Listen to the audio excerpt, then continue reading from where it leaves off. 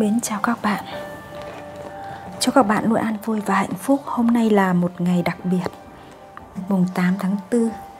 Chắc các bạn theo Phật Pháp các bạn đều biết được đó là một ngày rất đặc biệt, đó là ngày Đức Phật đản sinh. Và các bạn cũng biết được đó là một sự tích có thật.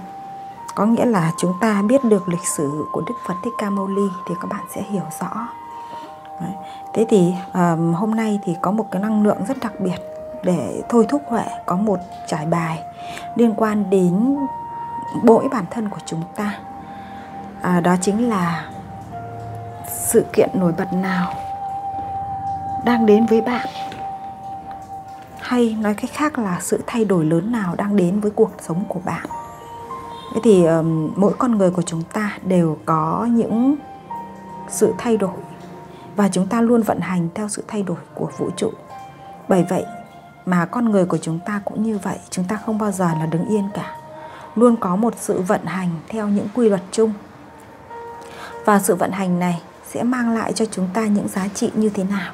Thì hôm nay Huệ sẽ trải bài với chúng ta để chúng ta biết rằng những giá trị bên trong của chúng ta là những giá trị cốt lõi. Và hôm nay thì Huệ có hai bộ bài này, có 2 bộ bài nhé. Các bạn sẽ chọn mỗi một bộ bài Huệ sẽ làm một tụ để chúng ta lựa chọn về sự thay đổi của chúng ta nhé. Đây là tụ số 1 các bạn này, tụ số 1 này, tụ số 2 này. Huệ sẽ lấy cây bút. Tụ số 1, tụ số 2, các bạn chọn tụ nhé. Và các bạn có một tâm niệm với chính bản thân của mình rằng đó là thay đổi lớn nào đang đến với bạn, chính là đang đến với bản thân các bạn đấy. Thay đổi lớn nào đang đến với chúng ta. Đó, sự thay đổi lớn nào đang đến với chúng ta. Các bạn chọn tụ 1, tụ số 2.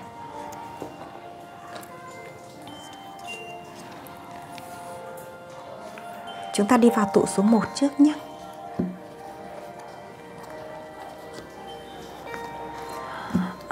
Các bạn xem là sự thay đổi lớn nào đang đến với chúng ta trong cuộc sống của chúng ta.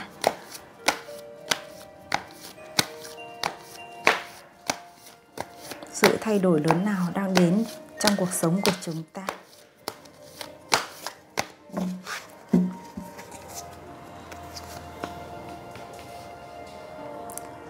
Sự thay đổi lớn nào đang đến trong cuộc sống của chúng ta.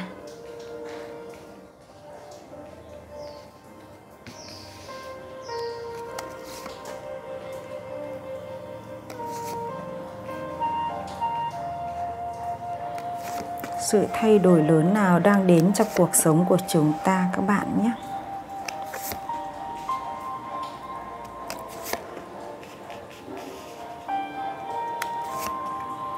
Và khi sự thay đổi thì chúng ta có thể có những liên quan đến rất nhiều khía cạnh. Và Huệ nhìn vào những lá bài mà chúng ta đã được đón nhận thì chúng ta sẽ biết được đó là những khía cạnh nào. Thì tiếp đó là có những câu hỏi bổ sung. Thế thì Huệ nhìn thấy rằng các bạn trong tụ 1 của chúng ta, sự thay đổi lớn đang đến với chúng ta. Đó là Huệ nhìn thấy rằng các bạn có một cái sự lá bài chủ đạo của chúng ta. Lá bài chủ đạo của chúng ta đó là The High-Minded. Các bạn có một sự thay đổi về giá trị bên trong của các bạn là lớn nhất.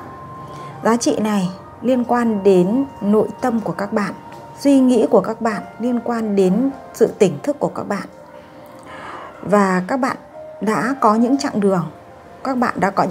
Các bạn nhìn cái cuộc hành trình của các bạn đây.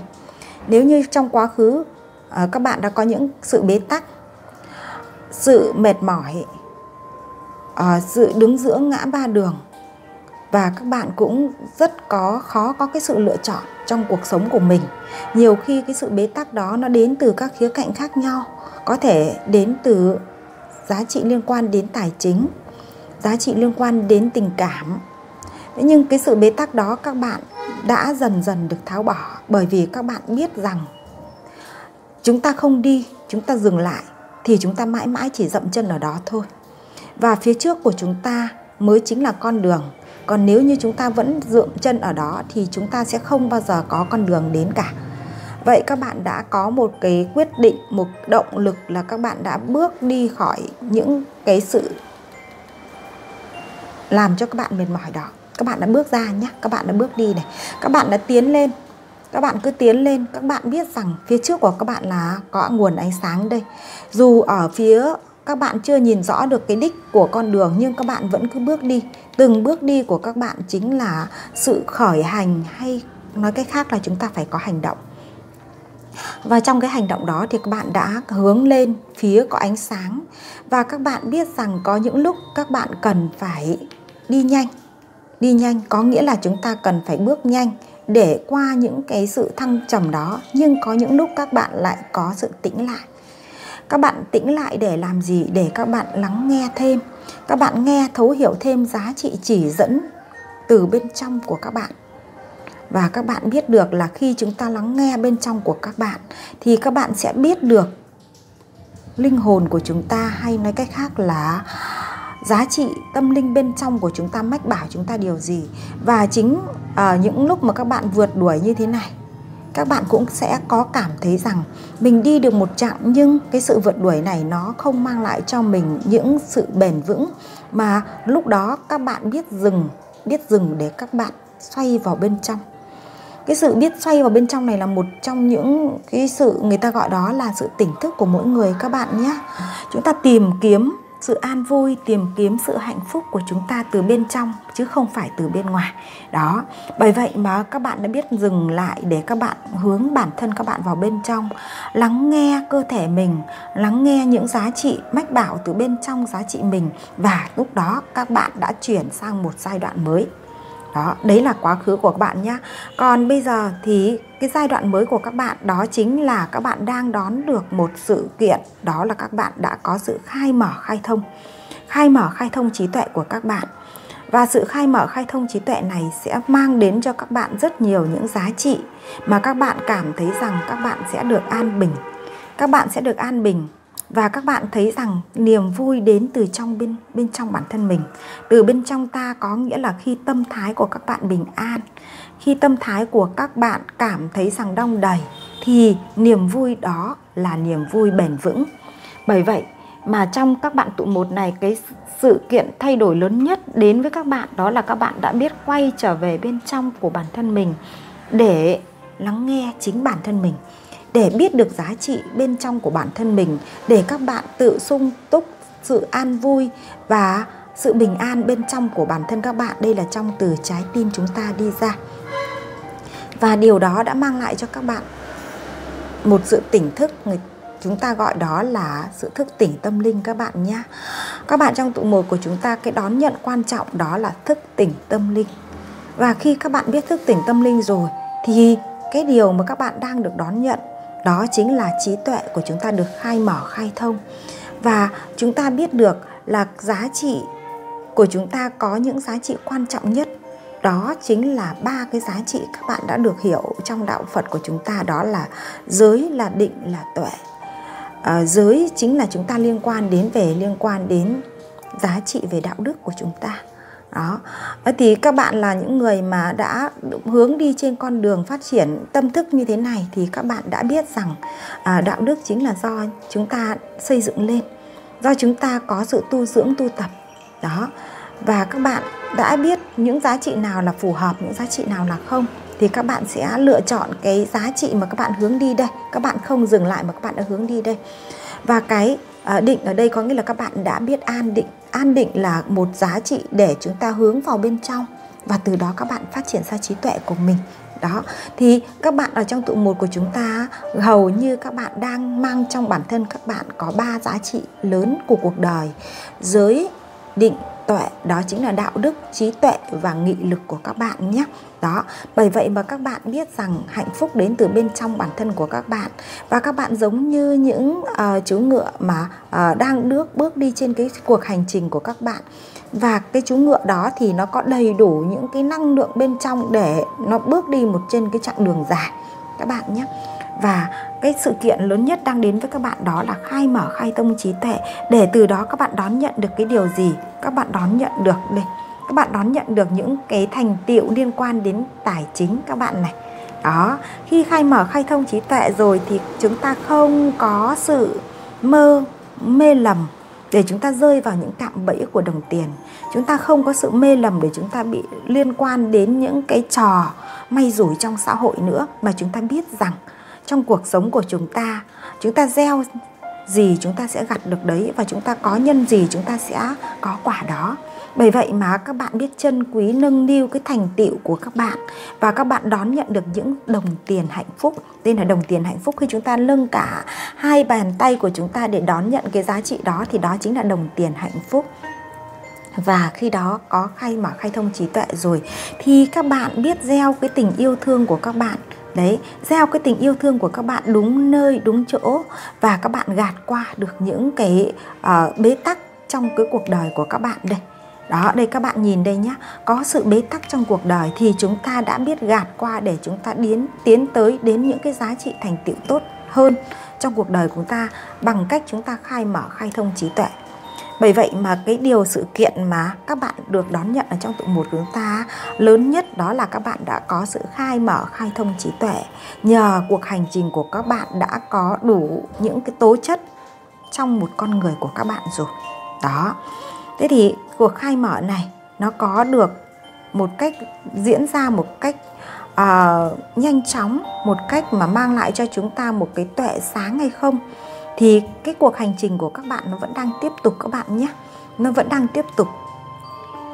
Và nhìn vào đây thì Huệ thấy rằng các bạn là một người mà có năng lượng của giá trị về tài chính. Các bạn có nhé. Các bạn cứ yên tâm đi. Các bạn làm cái điều mà các bạn đang thực thi này, các bạn biết trân quý nó, và các bạn đã thông ra cái vấn đề là chúng ta làm, chúng ta hưởng, và chúng ta biết sẻ chia. Đấy, các bạn biết sẻ chia, các bạn biết yêu thương, các bạn biết sẻ chia, thì cái điều đó là cái điều mà mang lại cho chúng ta rất nhiều cái phước lớn. Cái phước của chúng ta được sinh ra từ chúng ta làm những việc thiện lành, từ những việc mà chúng ta biết cội nguồn, gốc rễ của vấn đề, thì các bạn sẽ chỉ làm những nhân thiện, nhân lành, mà các bạn không làm những nhân ác. Vào cuộc sống của chúng ta Huệ sẽ thấy rằng là các bạn nhờ có tuệ khai sáng, các bạn sẽ đi trên cái cuộc hành trình. Và đây là một cái mà các bạn cần phải vượt qua này. Đấy, các bạn cần vượt qua. Đây nó đang ở phía trước của các bạn. Nó vẫn có những lúc mà các bạn thấy rằng cái bóng tối nó vẫn, bởi vì chúng ta đang trên con đường tu tập mà, đang trên con đường đi đến đích ánh sáng của chúng ta mà, lên bóng tối của chúng ta nó vẫn che, nó vẫn có lúc nó vẫn che. Nhưng các bạn khi có trí tuệ rồi, các bạn sẽ có sự nhìn thấu ra vấn đề, và các bạn sẽ biết ngẩng mặt lên, các bạn sẽ biết ngẩng lên để nhìn về ánh sáng nhé. Thế thì Huệ xem là cái bóng tối này của các bạn này. Khi các bạn có cái bóng tối như vậy ấy, thì các bạn sẽ là người biết vượt qua nó như thế nào nhé. Bởi vì nhiều khi chúng ta cần có cái năng lượng của sự bóng tối này của bạn. Đó là cái gì? Đó là về cái gì? Bởi về tiền tài thì Huệ thấy rằng các bạn đã thông tuệ rồi đấy. Nhưng còn về một cái bóng tối này nữa, các bạn biết vượt qua thì nó liên quan đến giá trị gì các bạn nhé. Huệ xin 3 lá bài của vũ trụ nữa. Bóng tối của các bạn sẽ vượt qua. Đấy, các bạn thấy rằng con người của chúng ta cái bóng tối 9 kiếm này của các bạn này sẽ vượt qua khi các bạn biết liên quan đến cái giá trị tinh thần của các bạn nhiều lắm. Bởi vì ở đây nó có xuất hiện những cái lá liên quan đến những hoạt động của tinh thần của chúng ta. Đấy, bởi vì nếu như các bạn đã có tuệ rồi thì các bạn nên bỏ những cái điều mà nó làm cho các bạn khổ cái tâm của các bạn đi. Đây là khổ tâm nhé các bạn nhé, khổ tâm nhé. Thì Huệ nhìn thấy đây, lúc này có lá 3 này, lúc này có lá 3 này, các bạn đang vướng mắc vào một cái mối quan hệ nào đó mà các bạn chưa tháo gỡ ra được. Mà cái mối quan hệ này nó liên quan đến yếu tố thứ 3 các bạn nhé, yếu tố thứ 3 đấy. Bởi vậy mà các bạn trong tụ 1 của chúng ta này, các bạn trong cái cuộc hành trình này, các bạn sẽ cần phải định rõ cho bản thân mình là cái mối quan hệ đó mang lại cho chúng ta bài học gì, và nó sẽ có được cho chúng ta cái cuộc hành trình của chúng ta phát triển ra sao. Bởi vì các bạn có giờ Hermit này, là các bạn sẽ thức tỉnh nhá, các bạn thức tỉnh đây. Đó, chính cái sự khai thông trí tuệ, các bạn thức tỉnh đây, trở thành một người thầy dẫn dắt, một người thầy hướng dẫn. Và người thầy đó chính là ai? Chính là bản thân của các bạn này. Các bạn đã có những sự cam kết rằng các bạn sẽ tỉnh thức trong kiếp làm người này. Do vậy mà các bạn sẽ là một trong những người tự dẫn lối, dẫn dắt cho bản thân mình. Bởi vì các bạn có những cái năng lượng của cái thấu hiểu bên trong các bạn rồi. Đó, như vậy người thầy dẫn lối cho các bạn đó chính là linh hồn của chúng ta. Đó, các bạn sẽ biết được là chúng ta sẽ vượt qua cái sự khó khăn, vượt qua cái bóng tối này bằng cách là chúng ta chúng ta đi trên con đường. Con đường của các bạn ở trong tụ 1 chúng ta không phải là con đường dễ dàng đâu các bạn. Các bạn đi từng cái bậc một đây này. Đó, do vậy một cái cuộc hành trình của bạn vẫn tiếp tục nhá, vẫn tiếp tục. Nhưng phía trước của các bạn là một trong những con đường các bạn đang đi đúng rồi. Các bạn đang đi đúng rồi. Bởi vì các bạn đã được khai thông trí tuệ, các bạn trở thành những người ông vua của kiếm đây, có nghĩa là người trí tuệ rất cao các bạn nhé. Nên các bạn sẽ vẫn đi đúng đường. Nhưng trên đường đi thì các bạn nếu có những bế tắc hoặc có những gì đó thì các bạn cần phải biết thấu vào bên trong mình để vượt qua cái này. Như vậy cái chuyện này mình thấy rằng nó có liên quan đến tình cảm gì đó. Và sẽ xem tiếp cho các bạn. Cái tình cảm liên quan đến cái mối quan hệ làm cho các bạn cảm thấy rằng có một cái điều gì nó hơi làm cho các bạn bị khổ tâm rất nhiều.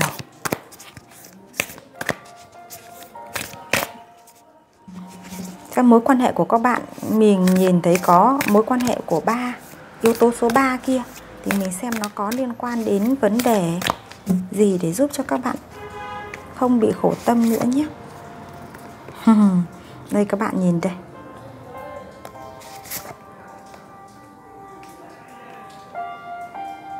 Thực ra các bạn tụ 1 của chúng ta, các bạn nhìn thấy chưa? Cái mối quan hệ mà các bạn đang liên quan yếu tố thứ 3 này, nó có là một cái tình yêu để thức tỉnh các bạn đấy. Đây nó ra chun lớp này, tình yêu đích thực này, là để chọn, các bạn đã chọn linh hồn của các bạn đến với kiếp làm người này, các bạn đã chọn tình yêu để phát triển tâm linh, để phát triển con người bên trong cái giá trị năng lượng của các bạn. Nên các bạn hay gặp vào những cái mối quan hệ nó có những cái rào cản. Và khi có rào cản rồi thì các bạn mới có những cái sự ngừng ngắt, hoặc là có những sự mang lại cho chúng ta sự bất như ý. Bởi vậy mà chúng ta mới có sự khổ đau. Chúng ta toàn đau trí thôi nhé, chúng ta không có đau thân đâu, toàn đau trí thôi, đau tâm của chúng ta này. Đó, bởi vậy mà chúng ta mới có một cái sự thức tỉnh được. Đây chính là chọn tình yêu, các bạn chọn tình yêu để các bạn phát triển giá trị tâm linh của mình. Nên các bạn sẽ có những cuộc gặp gỡ với những người định mệnh của chúng ta. Những người định mệnh của chúng ta, những người đó sẽ mang lại cho chúng ta những bài học, những giá trị. Và đấy đều là tình yêu đích thực các bạn nhé, đều là tình yêu đích thực, có nghĩa là cái người mà chúng ta cần gặp trong kiếp này để chúng ta phát triển giá trị của bản thân mình. Và tình yêu đích thực thì chúng ta không có một cái sự giá như nọ kia cả, bởi vì chúng ta cần phải gặp. Đó, nên các bạn hãy biết rằng tình yêu đến là do chúng ta đã có sự lựa chọn và do chúng ta đã có sự bài học ở đó. Và đây là một điều mà các bạn cần phải hướng bản thân mình sống trong thực tại. Đấy, các bạn đều có đôi có cặp nhé, các bạn không có lo đâu. Những bạn trong tụ 1 này sẽ là những người có đôi có cặp. Chúng ta đều là những người sẽ tìm ra cho mình những cái cuộc đời hạnh phúc của chúng ta. Nhưng để đến được cái hạnh phúc đó chúng ta không một cách dễ dàng, bởi vì chúng ta đã chọn bài học bằng tình yêu. Thì tình yêu nó không phải là gặp cái là chúng ta yêu ngay thì nó còn gì là bài học nữa. Là chúng ta thương ngay và chúng ta đến đích ngay thì không còn là bài học nữa. Nên các bạn trong tụ 1 của chúng ta cứ yên tâm đi, bởi vì các bạn cứ làm những cái việc mà các bạn đang cần làm, sống thiện, những giá trị mà chúng ta dù là nhân duyên gì chăng nữa, yếu tố thứ 3 dù là gì đi chăng nữa, nhưng chúng ta với cái tâm thiện của chúng ta thì tình yêu của chúng ta sẽ là những bài học tốt. Và chúng ta sẽ giúp cho chúng ta vẫn đến được cái đích viên mãn của các bạn nhé. Sẽ được có một cái cuộc đồng hành của một tình yêu thật sự là mang lại cho các bạn sự hạnh phúc trên con đường phát triển giá trị của bản thân mình. Đó, chúng ta đều có đôi có cặp hết này, các bạn nhìn kỹ nhé. Đó, bởi vậy mà các bạn tụ số 1 của chúng ta không có lo về tương lai của các bạn, hậu vận của các bạn đâu. Các bạn cứ đi từng bước tuy rằng nó sẽ là bước bậc thang nhé, các bạn sẽ leo dần đấy, leo dần lên cái đỉnh cao của mình đấy. Nên các bạn cứ tự bản thân các bạn cứ để cho bản thân mình phát triển dần đi, phát triển dần, thức tỉnh dần và hướng mình đến cái đỉnh cao của cuộc đời. Thì các bạn đi trên cuộc hành trình đó, các bạn không có lo các bạn có sự đơn độc đâu, các bạn sẽ vẫn cứ có những cái người đến với các bạn để cùng đồng hành với các bạn và mang lại cho các bạn những giá trị mà các bạn cần trong cuộc sống của mình nhé. Thế thì hôm nay là ngày mùng 8 tháng 4, do vậy mà ngày gọi là lễ Phật đản sinh, thì Huệ cũng sẽ có những lá bài để thông điệp mà Đức Phật đã truyền dẫn với chúng ta, chỉ dẫn với chúng ta. Loài người của chúng ta đã được thấu, được đón nhận và hãy thực hành theo các bạn nhé.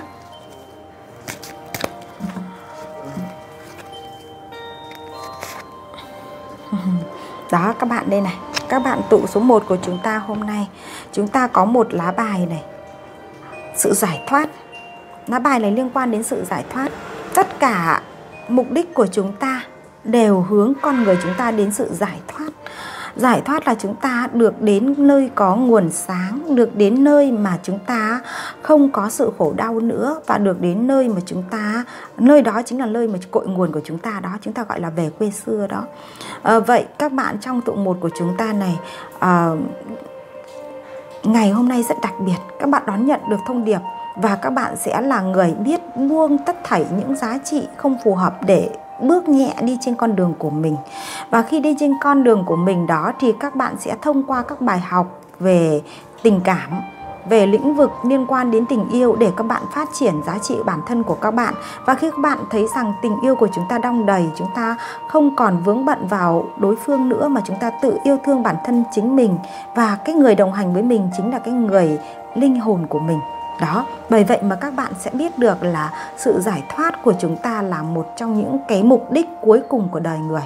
Mục đích cuối cùng của đời người. Và các bạn trong tụ 1 hôm nay các bạn có một cái năng lượng rất là tuyệt vời, bởi vì các bạn đã có sự đón nhận được phát triển tuệ của chúng ta rồi các bạn nhé. Thì cái con đường giải thoát của chúng ta này chúng ta sẽ mở ra thôi. Chúng ta sẽ mở ra thôi. Và hôm nay Đức Phật là ngày đản sinh của Đức Phật, mà chúng ta đón nhận được cái thông điệp này là một cái giá trị vô cùng quý giá. Bởi vì đây chính là cái tâm nguyện mà Đức Phật đến với thế giới này để giúp cho con người của chúng ta giác ngộ và giải thoát. Giác ngộ là sự hiểu biết chân thật, còn giải thoát là đi đến nơi mà ở đó không còn cái sự khổ đau nữa. Chúng ta có thể gọi đó nơi niết bàn, có thể gọi đó là về với chư Phật 10 phương, hoặc chúng ta gọi đó là về cái nơi có tình yêu thương và ánh sáng. Đó, và nơi đó là nơi gọi là giá trị cao tột cùng của muôn kiếp nhân sinh các bạn nhé. Thì các bạn đón nhận được cái thông điệp đó đây này. Đó, bởi vậy mà cảm ơn các bạn tụ 1 rất nhiều. Hôm nay là cái cuộc hành trình của chúng ta. Chúng ta có rất nhiều người cứ hay hướng về bên ngoài để xem đối phương và sống về đối phương. Hôm nay Huệ cũng đọc rất nhiều những cái bài mà chia sẻ về cuộc hôn nhân của ông vua cá coi gì đó. Thì Huệ cũng cảm thấy rằng đúng là chúng ta hãy là người, dù là phụ nữ hay nam giới, thì con người của chúng ta đi cùng chúng ta duy nhất chỉ với linh hồn của chúng ta thôi. Còn tất cả những người hữu duyên với chúng ta chỉ đi cùng nhau trong một chặng nào đó. Và khi gọi là hết duyên, hết nợ với nhau thì chúng ta sẽ tự buông. Nhưng chúng ta làm sao đó để trong một cái cuộc hành trình chúng ta có với nhau những giá trị. Và khi buông, chúng ta buông trong sự trân quý và gọi là chúc phúc cho nhau. Thì cái điều đó là cái điều tốt đẹp nhất trong cái sự tu tập của chúng ta các bạn nhé. Bởi vậy mà các bạn hãy nghe thấu sự trải nghiệm trong cái cuộc hành trình của các bạn trong tụ 1 này. Đấy, cảm ơn các bạn và hẹn gặp lại các bạn ở các trải bài tiếp theo. Nếu như bạn nào có mong muốn biết rõ con người của các bạn, về vận mệnh, về đường đời, về những cái giá trị mà các bạn đang được có và sẽ có, thì các bạn sẽ liên hệ với Huệ bằng trải bài riêng. Và bao giờ Huệ cũng có phí tùy tâm. Thì các bạn cứ yên tâm là cứ làm, chúng ta mang đến cho nhau những giá trị gì thì chúng ta gieo hoan hỷ từ tâm cái điều đó các bạn nhé. Cảm ơn các bạn rất nhiều và hẹn gặp lại các bạn. Đây là các bạn tụ số 1 của chúng ta. Thế thì chúng ta sẽ chuyển sang các bạn tụ 2 nhé.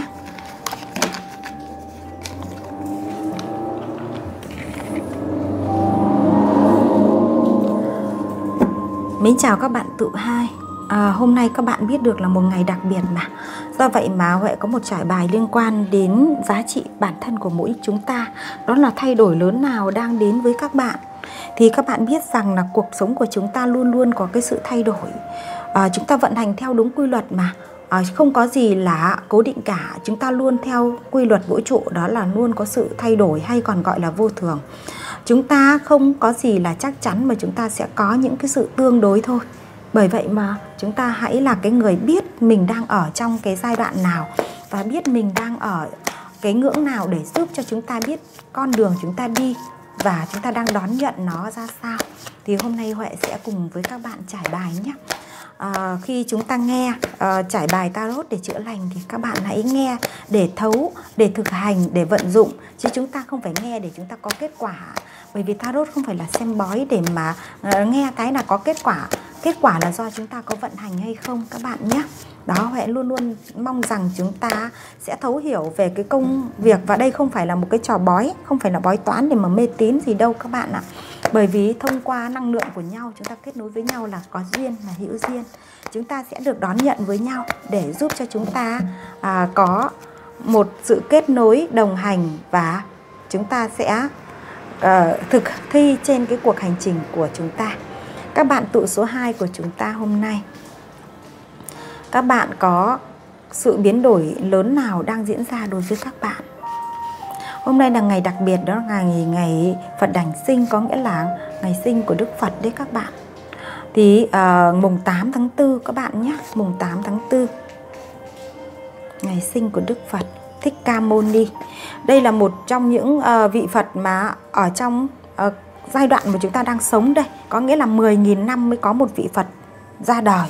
Thì chúng ta đang sống ở trong kỷ nguyên, chúng ta gọi là kỷ nguyên của Đức Phật Thích Ca Mâu Ni. Và chúng ta biết rằng cách đây hơn 2.600 năm thì Đức Phật Thích Ca Mâu Ni đã được đản sinh, có nghĩa là được sinh ra với một cái vai trò vị thế là một thái tử của nước Ca Tỳ La Vệ, chính là một nước của Ấn Độ bây giờ đấy. Và chính là một thái tử, nhưng mà đã từ bỏ ngai vàng để đến với loài người. Bởi vì mục đích của Đức Phật đến với loài người của chúng ta là giúp cho loài người chúng ta giác ngộ và giải thoát về sự hiểu biết chân thật nhất trên vũ trụ của chúng ta. Đấy. Do vậy mà không phải là Đức Phật đến để làm vua, mà để làm một người toàn năng toàn giác để giác ngộ.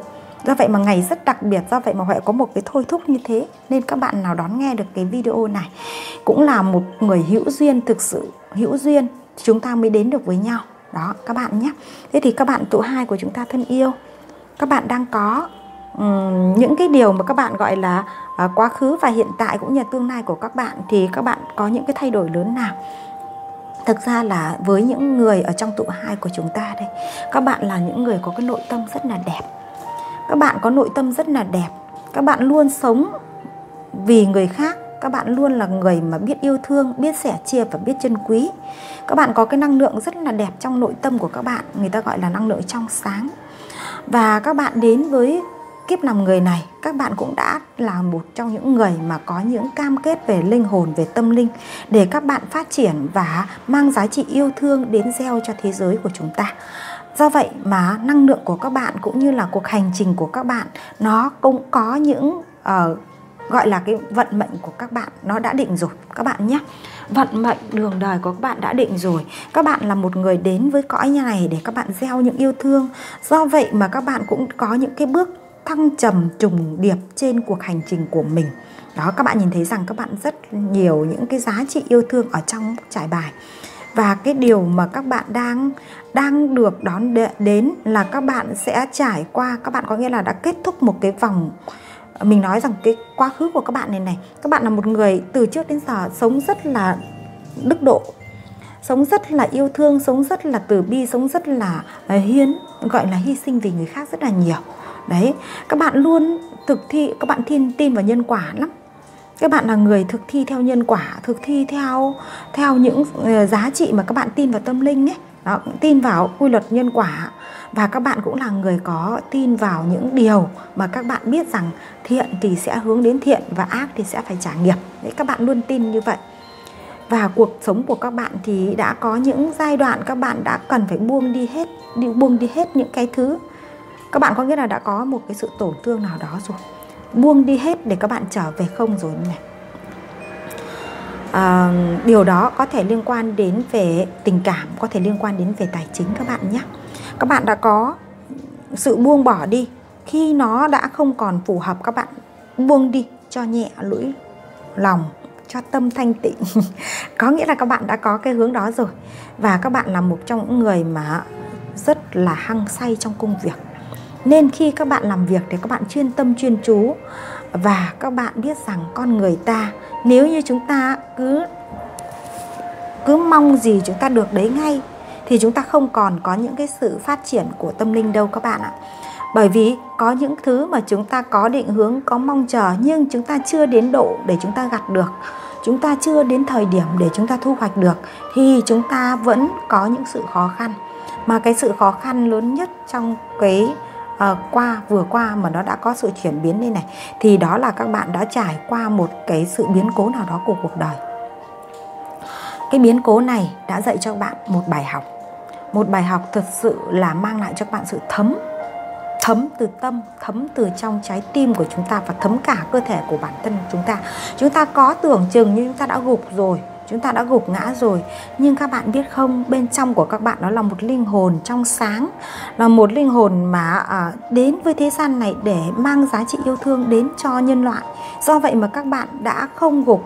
Các bạn đã không gục, tưởng chừng như gục, nhưng các bạn đã không gục mà các bạn đã thấu rằng chỉ có tình yêu thương mới mang lại cho các bạn cái điều mà các bạn tự chữa lành cho bản thân mình, và tự mang cái tình yêu đó để thắp sáng lên cho chúng ta đi. Đó, chính các bạn nhờ có tình yêu thương mà các bạn đã thắp sáng được để giúp cho các bạn không gục nữa. Và cái điều đó là cái điều giá trị tuyệt vời. Có nghĩa là các bạn đã nhận ra rằng trong cuộc hành trình của chúng ta thì bản thân của chúng ta là giá trị cốt lõi, là giá trị chúng ta cần yêu thương, và chúng ta cần có sự nâng niu và trân quý giá trị của bản thân mình. Đặc biệt là các bạn biết rằng có một cái sức mạnh lớn nhất trong cái hành tinh vũ trụ của chúng ta, không phải là sức mạnh liên quan đến về những giá trị tài vật, liên quan đến về giá trị nọ kia, mà cái giá trị mạnh lớn nhất của chúng ta đó là tình yêu thương.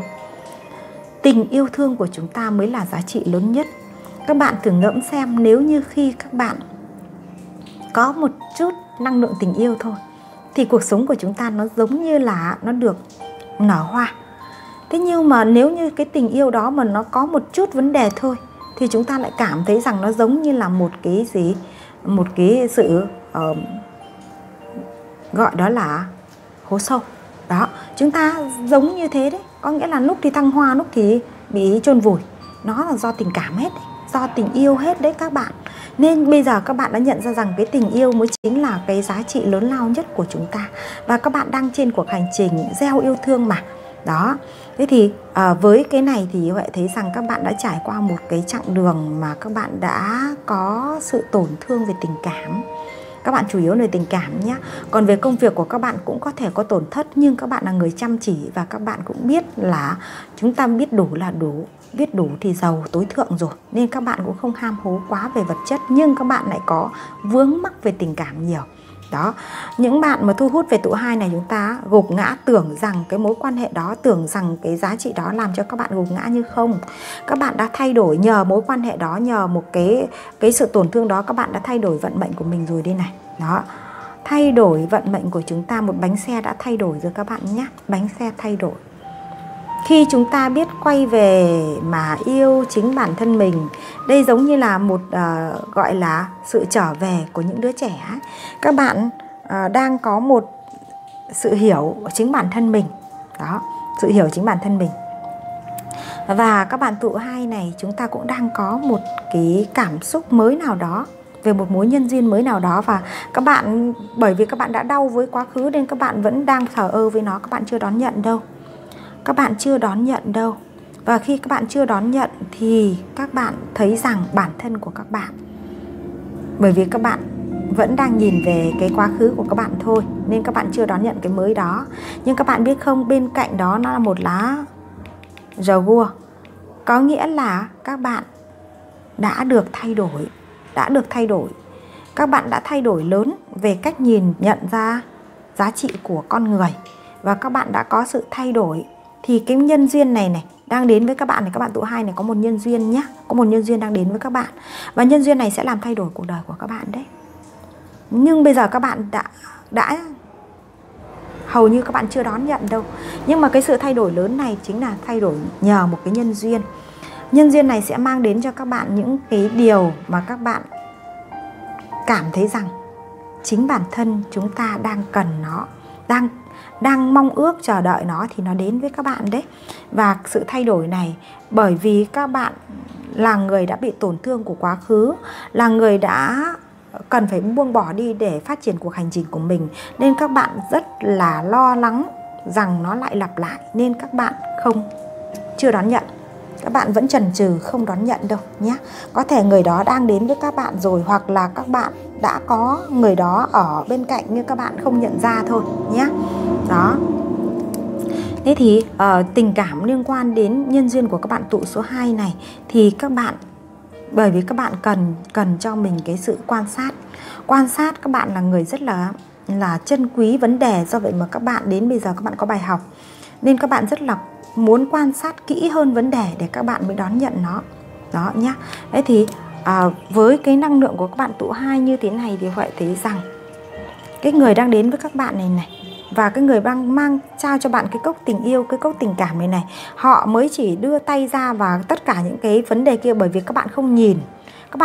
Các bạn chưa quan sát họ nên các bạn không biết là họ là người như thế nào. Và các bạn chỉ biết rằng họ đang đưa cho bản thân các bạn, nhưng các bạn thì vẫn đang thờ ơ. Thế nhưng mà biết rằng vũ trụ đang sắp đặt là cái người này đến sẽ làm thay đổi cuộc sống của các bạn, giúp cho các bạn trở thành một trong những người có sự phát triển trong chính giá trị bản thân của các bạn. Đó chính là khiêu vũ trong chính cuộc đời của mình. Có nghĩa là chúng ta vui, chúng ta hạnh phúc. Đó. Thế nhưng các bạn biết rằng bởi vì chúng ta bị tổn thương mà, nên chúng ta vẫn bị như vậy nhé. Thế Huệ xem tiếp cho các bạn tụ số 2.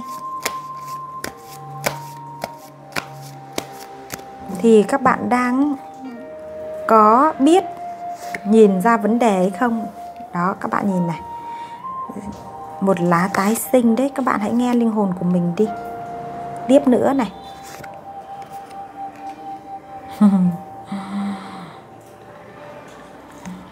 Các bạn biết được là cái người mà đang đến với các bạn một cái sự thay đổi lớn, đó là một mối nhân duyên đến với các bạn để tiếp tục cuộc hành trình gieo yêu thương cùng các bạn đây.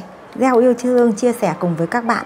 Và đây là một trong những tiếng gọi linh hồn nhé. Tiếng gọi linh hồn có nghĩa là đây là một trong những sự tương thông đối với linh hồn của chúng ta, để hai cái giá trị đó được, có nghĩa là được gọi là cầu được ước thấy đấy. Có giống như là một cái người mà mang đến cho chúng ta những cái năng lượng mà giúp cho chúng ta có sự thay đổi vận mệnh các bạn ạ. Năng lượng của họ làm cho chúng ta thay đổi vận mệnh. Như vậy các bạn hãy nhanh chóng bước ra khỏi cái sự gục ngã này để các bạn đón nhận, để các bạn biết yêu thương. Đây ra 2 con số 6 liền với các bạn này. Các bạn đều mang cái giá trị yêu thương mà, nên các bạn sẽ được đón nhận nhé. Đó, 2 con số 6 của chúng ta đây. Và từ đó các bạn sẽ khởi đầu một cái cuộc hành trình mới của chúng ta. Đó, một cuộc hành trình mới này nó có giá trị trí tuệ cao ở đây hơn so với cái lúc mà chúng ta sống bằng cảm xúc nhiều. Các bạn nhé, khi chúng ta sống bằng cảm xúc nhiều thì chúng ta hay bị vùi sâu trong cảm xúc. Còn khi chúng ta đã sống bằng giá trị lý trí và tinh thần về trí tuệ hơn thì các bạn sẽ biết lắng nghe chính những cái giá trị dẫn dắt của trí tuệ mình, thì các bạn sẽ biết được cái người đó là cái người mang đến cho chúng ta sự thay đổi về vận mệnh của mình. Và cuộc hành trình này còn tiếp nữa các bạn nhé. Bởi vì hôm nay chúng ta chỉ đón về những cái sự thay đổi lớn trong cuộc đời của bạn thôi. Còn nếu như chúng ta muốn xem rõ hơn về một cái nhân duyên ý, thì các bạn phải cần có những cái trải bài riêng. Đó. Và sự thay đổi lớn trong cuộc đời của các bạn tụ số 2 trong giai đoạn này, đó chính là chúng ta đang có một sự dẫn lối chỉ đường với một mối tương tác nữa để giúp cho các bạn thoát ra khỏi sự khổ đau của quá khứ, để các bạn tiếp tục trên cuộc hành trình gieo yêu thương. Đấy. Bởi vì các bạn luôn luôn là cái người trân quý cái giá trị tinh thần, tình cảm của bản thân mình. Và hôm nay là một cái ngày mà Phật đản. Do vậy mà các bạn hãy là người biết đón nhận những thông tin các bạn nhé. Biết đón nhận những thông tin, bởi vì đây là những giá trị năng lượng kết nối tương thông với những ai hữu duyên với nhau. Đó. Vậy sẽ xem cho các bạn cái nhân duyên mà các bạn đang muốn tìm hiểu thêm cái người đang giấu tay này nhé. Đấy, các bạn nhìn thấy xem, người ta đến để đánh thức các bạn dậy đi này. Đánh thức các bạn dậy. Và các bạn sẽ cùng được đi trên một cuộc hành trình phát triển mới các bạn nhé. Cuộc hành trình phát triển mới để mang lại cho các bạn sự... Đây, một đóa sen mà chúng ta đang được ngồi trên đóa sen. Thì các bạn biết rằng đây là một trong những điều mà sen tượng trưng cho sự tinh khiết. Sen tượng trưng cho sự giá trị thanh cao. Do vậy mà chúng ta được ngồi trong bông sen đó, có nghĩa là chúng ta đang là một trong những linh hồn hướng bản thân các bạn đến một sự thanh cao. Trong các mối quan hệ chúng ta cũng đến với một cái giá trị được trong gọi là tình yêu trong sáng. Được một tình yêu mà mang lại cho các bạn sự tinh khiết nhất. Đó, thì các bạn nhớ rằng khi chúng ta đã được vũ trụ ban cho chúng ta là một trong những giá trị của sự thanh khiết như thế rồi, thì các bạn hãy biết bỏ đi những cái giá trị mà mang lại cho các bạn những cái sự khổ đau như thế này để các bạn hướng mình đến nhé. Thì đây, người đã đến để thức tỉnh các bạn đấy. Bởi vì các bạn đang ngủ sâu ở trong cái mối quan hệ hoặc là ngủ sâu của quá khứ rồi, thì họ đến để thức tỉnh các bạn đây. Họ đến để thức tỉnh các bạn. Bởi vì các bạn chính là một trong những... các bạn biết rằng nếu trong Phật Pháp của chúng ta, bông sen chính tượng trưng cho về sự tinh khiết. Và bông sen chính là tượng trưng cho sự thức tỉnh tâm linh của chúng ta đấy. Và bởi vậy mà khi các bạn đón nhận được bông sen như thế này, thì có nghĩa là các bạn đã là một trong những linh hồn đến với thế giới này để nhằm khai thông, khai sáng, khai thị thế giới đấy các bạn nhé. Đó, bởi vì bản thân của các bạn cần phải tìm ra nguồn sáng, thì các bạn mới chính là người đây. Chính là năng lượng của trái tim của các bạn sẽ làm cho các bạn có sự thay đổi để trở thành những người có... Đây nhé, các bạn nhìn nhé, khi các bạn thay đổi, các bạn trở thành như thế này rồi. Con số 22 là con số của vô tâm linh đấy các bạn ạ. Các bạn tuổi 2 này mình biết là các bạn có trực giác cao, mà các bạn có con số 11 này. Đó, bởi vậy mà các bạn sẽ trở thành những người dẫn đường chỉ lối cho, và còn truyền cái năng lượng tích cực cho những cái người mà họ vẫn đang bị ngủ sâu trong cái bóng tối đi này này. Đó, vậy con đường của các bạn đi, các bạn cần nhận được, cần có sự kiên nhẫn các bạn nha. Cái chữ nhẫn ở trong tụ 2 này rất quan trọng. Tất cả mọi thứ chúng ta đều học bằng từ nhẫn. Đó, nhẫn lại. Đó, nhẫn nhịn và kiên nhẫn sẽ mang lại cho chúng ta thành tựu các bạn nhé. Đó, như vậy là sự đón nhận một mối quan hệ tương thông nào đó đến với các bạn tụ 2 này chính là do sự sắp đặt mà vũ trụ đã mang đến cho chúng ta, để giúp cho chúng ta được tiếp nối trên cuộc hành trình mà các bạn không bị vừa gục ngã nữa. Và các bạn tin rằng trong cái nhân duyên này chúng ta sẽ có sự thay đổi vận mệnh của mình nhé, thay đổi vận mệnh của mình. Có những người đến thì níu chúng ta xuống, nhưng có những người đến thì mang lại cho chúng ta, đẩy chúng ta lên. Và cái người đang đến với chúng ta này, hoặc là các bạn đã có bên cạnh rồi đấy, đây là cái người mà người ta đã cho chúng ta cái cốc rồi, chúng ta có nhận hay không thì các bạn sẽ nhìn nhé. Đó. Thế thì hôm nay là ngày Phật đản sinh, thì Huệ cũng sẽ có thông điệp của Đức Phật mang đến cho chúng ta trong kiếp làm người này. Một ngày thật sự là ý nghĩa, nên Huệ cũng có sự cầu nối, dẫn dắt và chỉ đường giúp cho các bạn nhé. Nếu bạn nào biết hiểu rõ hơn về đạo Phật thì các bạn sẽ liên hệ với Huệ nhé. Bởi vì Huệ cũng là một người sinh ra với cái sứ mệnh đó mà. Các bạn nhìn thấy chưa? Nó rất là ý nghĩa đối với chúng ta luôn. Các bạn nhìn thấy đây, chúng ta có ba hướng nhé. Chính giữa chúng ta gọi đó là hiện tại. Bên này chúng ta gọi là quá khứ. Đây là tương lai. Như vậy là đối với các bạn ở tụ 2 của chúng ta đây, thì quá khứ đã đi qua rồi. Quá khứ đã đi qua rồi. Các bạn cần tập trung, tất cả tập trung tâm trí vào hiện tại. Đây là tập trung tâm trí vào hiện tại. Cái thời hiện tại của chúng ta đang có này, các bạn tập trung vào hiện tại. Và quá khứ thì đã đi qua. chúng ta sẽ là bài học cho mình thôi, mà không có thể quay trở về quá khứ nữa. Nên chúng ta chỉ là bài học thôi. Hãy tập trung tâm trí vào hiện tại. Tương lai của chúng ta là chưa tới, nhưng tương lai sẽ là kết quả của hiện tại của chúng ta thực thi. Đấy, các bạn nhìn thì trên cuộc hành trình của các bạn như thế này, tương lai của các bạn đây, nó chưa tới nhưng chúng ta sẽ là kết quả của hiện tại chúng ta thực thi. Bởi vậy mà các bạn hãy buông đi quá khứ, sống trong hiện tại và sẽ phát triển đến tương lai nhờ hiện tại chúng ta thực hành. Đó, bởi vậy mà cái mối quan hệ của các bạn đây, các bạn hãy nhìn xem trong nhân duyên của chúng ta, người chúng ta đang được đón nhận đó, người ta sẽ là người đến để đánh thức các bạn và đồng hành cùng các bạn để đi trên một chặng đường phát triển, để giúp cho các bạn được trở thành một người ở trong tương lai của chúng ta là con người như thế này các bạn nhé. Chúng ta là một trong những vua của tâm linh, có nghĩa là dẫn lối chỉ đường và mang ánh sáng đến cho nhân loại nữa đây. Đó, bởi vì các bạn có cái năng lượng như vậy. Còn nếu như bạn nào mà muốn nghe rõ hơn về đường đời vận mệnh của bản thân các bạn thì các bạn hãy liên hệ riêng với Huệ. Bởi vì chúng ta đến mỗi kiếp chúng ta đều có cái đường đời vận mệnh, gọi là tấm bản đồ của đường đời. Nếu các bạn được nghe, các bạn được thấu và các bạn biết cuộc hành trình của mình trong từng chặng một thì các bạn sẽ biết được. Các bạn sẽ biết được chúng ta đã đến đoạn đường nào rồi. Hôm nay là trải bài chung nên các bạn nghe những cái thông điệp phù hợp với bản thân mình. Nhưng ở đâu đó chúng ta đã đón nhận được trải bài chung thì chúng ta có một phần ở trong đó rồi các bạn nhé. Chứ không phải là chúng ta vô tình chúng ta gặp đâu mà chúng ta đã hữu duyên chúng ta đón nhận rồi. Chúng ta có một phần trong đó rồi, nhưng các bạn để hiểu rõ hơn thì các bạn hãy là người kết nối riêng để chúng ta có một tấm bản đồ cho riêng mình. Và các bạn ơi, một giá trị rất là quan trọng đó chúng ta hãy sống ở hiện tại, thực thi ở hiện tại và buông đi quá khứ. Hiện tại chính là kết quả của tương lai các bạn nhé. Đó, bởi vậy mà đây là một trong những cái trải bài mà Huệ thấy rằng cũng rất có một sự tương thông mà vũ trụ cũng như là Đức Phật Thích Ca Mâu Ni đang thông qua những kênh dẫn truyền như Huệ để dẫn đến các bạn. Đó, và Huệ cũng rất cảm ơn các bạn đã đồng hành cũng chia sẻ cùng với Huệ trong những thời gian qua. Và Huệ thấy rằng các bạn xem, các bạn hãy ủng hộ hoặc là yêu mến Huệ thì hãy đăng ký kênh để chúng ta và nhấn chuông để chúng ta đón nhận được những video, những thông điệp mà kế tiếp nữa. Hoặc là các bạn nếu như muốn thì các bạn hãy vào trang riêng của Huệ để xem những video trước. Bởi vì là một cái quá trình dẫn dắt thì nó cần phải có sự đi dần dần. Như Huệ không mang tính chất bói toán trong tarot. Không phải là bói để mà chúng ta ra cái này ra cái kia, mà chúng ta sẽ có tương lai khi chúng ta biết được vận mệnh của chúng ta, đường đời của chúng ta.